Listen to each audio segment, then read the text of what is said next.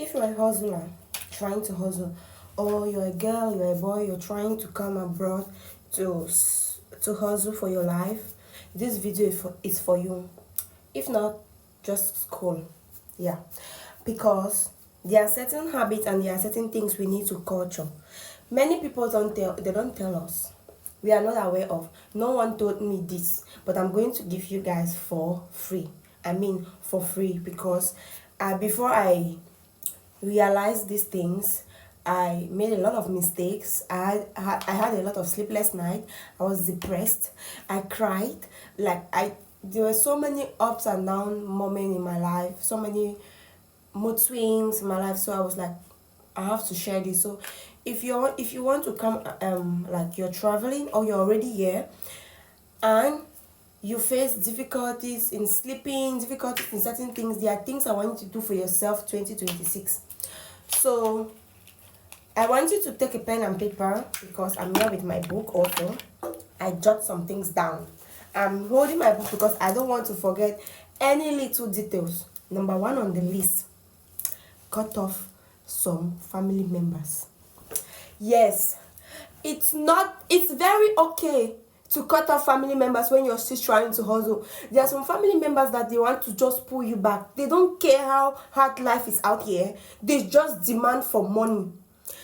If you have a kind of dad or a kind of mom that always demand for money, she does not even want to know how life is faring, how life goes on, because some parents are very heartless. Some of these parents are the one pushing their kids to die at a very early age. You hear of a child of 18, 19, 20, 21, 22, from the range of 18 to 25, dying of depression. What do you think that costs? Sometimes our parents are the one pressuring us, and when eventually, God forbid, mistakenly we die at that age, you start hearing the society saying things like, oh, she went and followed a scammer, she went and followed a Yahoo boy, she went and followed this one, it's because of the pressure. We have pressure from home.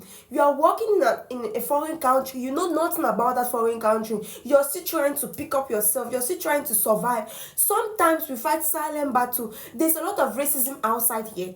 There's a lot of racism. If you guys don't know this from today, there's a lot of racism outside here.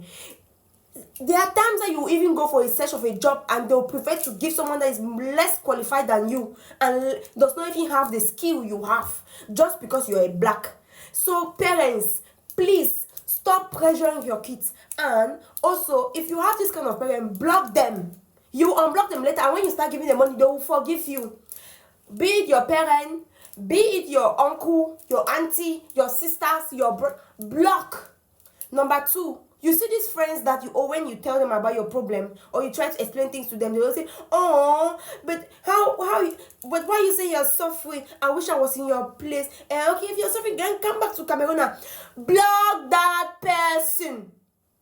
What did I say? Block the person. That person does not mean well for you. You see me, any little thing I'm block. I don't want stress.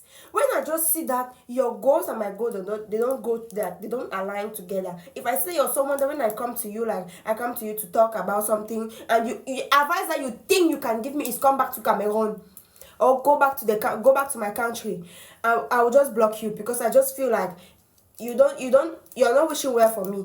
You are not. Take people on the list. You see these friends that always ask for money. They always have problems. Their moms are always sick. Their uncles are always sick. They always ask for money 2-4-7. And the funny thing is that they are so lazy. They don't want to do anything. They just want to shy you, oble. You see them now this December, they are buying bone straight. But they all wait January, they will come and ask you for help. Please, I need help for this. My sister, my brother, block them. If you have any friend abroad that the person always call you just when the person wants to take you out, the person wants to take you guys to go share you, or the person wants you to go sit and spend your money or sit and discuss things that does not add value to your life, block that person. We are entering 2026. We need to go higher, not backward. Check your life. This 2025, what did you do with your money? What did you really do with your money? Start tracking your money. Start tracking every little expensive. See, this thing of tracking money really works. So I watched one Adefe's video. She talked about how she's tracking her monthly. She tracks her her monthly expenses.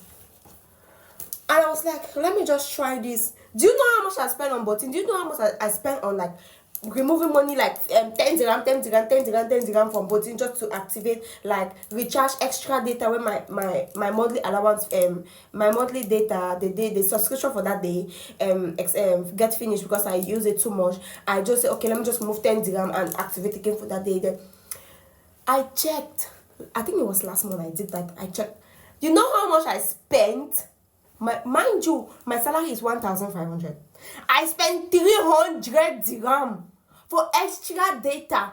I was like, oh my god. And if I never said I want to check my details, check my transaction, check what I spend, I would never notice that. I spent 300, and still yet some of us, we complain that we don't have money. We work money and we complain that we don't see the money. It's not because we are even using the money on ourselves. We use the money on irrelevant things. So from 2026 on, from today, and if you see this video from today, start tracking your expenses. Like, just go to your bank account, go to your bank details, or start checking from the time you started working till date what you have been using your money on, how you spend, what you send family back home, what you use on yourself. Because sometimes we even spend on others more than the way we spend on ourselves. I, for one, I spend on others. I'm this kind of person that I like to please everyone. If you have a problem, I feel very bad for you. And I was like, that is a no. 2026, that's a no. I will not be a people's pleaser. And so another advice I'll give to you is start putting yourself out there. If you're back home and you're planning to come abroad, I don't know the country you're planning to go to, make sure that the moment you set your feet in this country, start positioning yourself for networking. Position yourself, that put your feet in places that, yes, you know deep in your heart that you don't fit at that particular place at that moment, but put yourself there. Esther in the Bible knew she was not fit to go see the queen and to go see the king that day. She knew, but what did she do? She told herself she will go. She will go there. She prayed and she fasted and she went there with courage and saw the king. Not with juju. She did not use juju. She used prayer.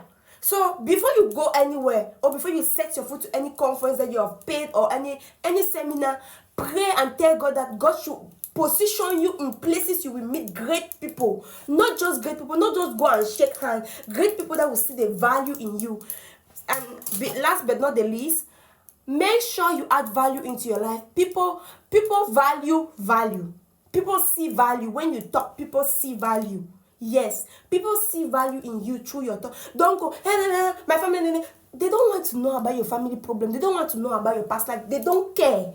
Who cares? Everybody has a past life. Everybody has a past problem. So my dear, or my brother, position yourself, add value into your life, learn skills, learn things you know people want. Before going to a particular conference, do your research.